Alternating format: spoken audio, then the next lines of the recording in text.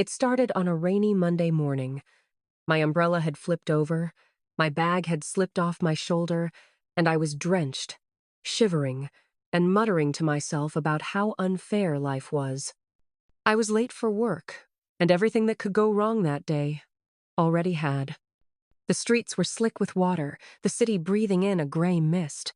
Every puddle reflected the dull glow of streetlights, and every car that passed sprayed me like a cruel reminder of the chaos of life. I stomped my feet, trying to shake off the water, cursing under my breath at the universe. And then I met him.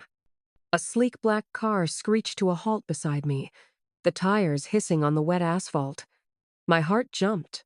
I froze, expecting an angry honk, a shouted reprimand, maybe even a collision. But the door opened gently, and there he was, tall, calm, and impossibly composed. His suit was dark, immaculate, but his tie loosened just enough to make him human. He smiled a small, knowing smile that somehow melted the tension in my chest. "Are you okay?" he asked, his voice warm, almost soft, like a blanket on a cold day. I blinked, stunned. My pride wanted me to refuse. My heart, something else whispered, maybe it's okay this time. He stepped closer, holding out a hand not to scold, not to push, just to offer help. Hesitating only a fraction of a second, I accepted it. His touch was firm, reassuring, but gentle. He helped me into the car, insisting on drying me off with a towel from his glove compartment, brushing the water from my hair with careful fingers. The rain drummed against the windshield, a rhythm that seemed to match the pulse in my chest. At first, we talked about mundane things, traffic, the absurdity of Mondays, the sheer audacity of puddles in the city, but then the conversation deepened. He asked about my dreams, the ones I rarely voiced. I found myself confessing fears I'd hidden even from myself. I laughed at his jokes, some clever, some terribly cheesy.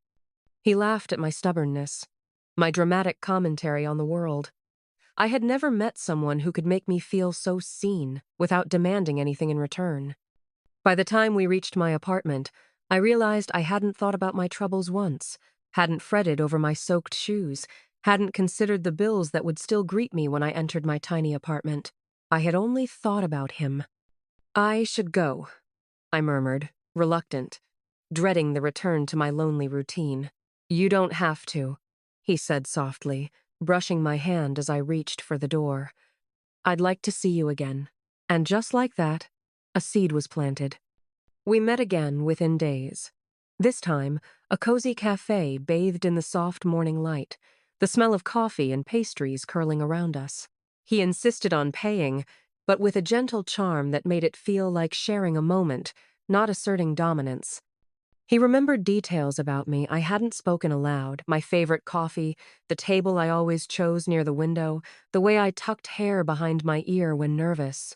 I felt seen, fully, completely.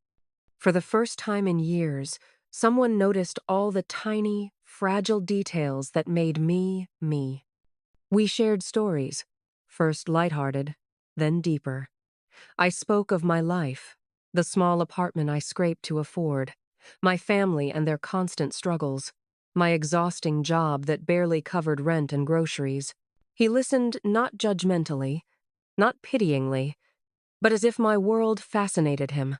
Every word I spoke mattered. Every pause was noted, not ignored. Weeks passed. Rainy mornings became warm afternoons. We'd meet under ordinary circumstances, park walks, shared ice cream cones, playful arguments about movies, but those ordinary moments felt extraordinary.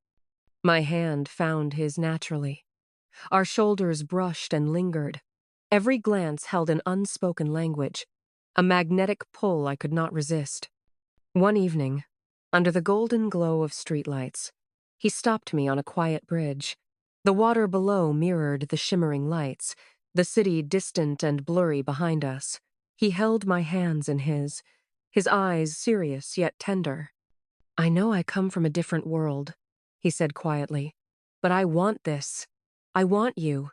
My chest tightened. The world seemed to narrow until it was just us, The bridge, the shimmering lights, the soft drizzle of rain. I nodded, unable to speak, because words were too weak to carry what I felt. And that was when it became dangerous.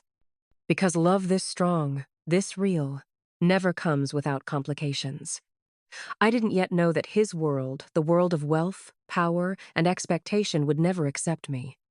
That whispers would trail me, that glances from his family could cut sharper than knives, and that loyalty to blood often outweighed loyalty to the heart. Yet in that instant, standing under the bridge with rain dripping onto my hair, all I felt was surrender.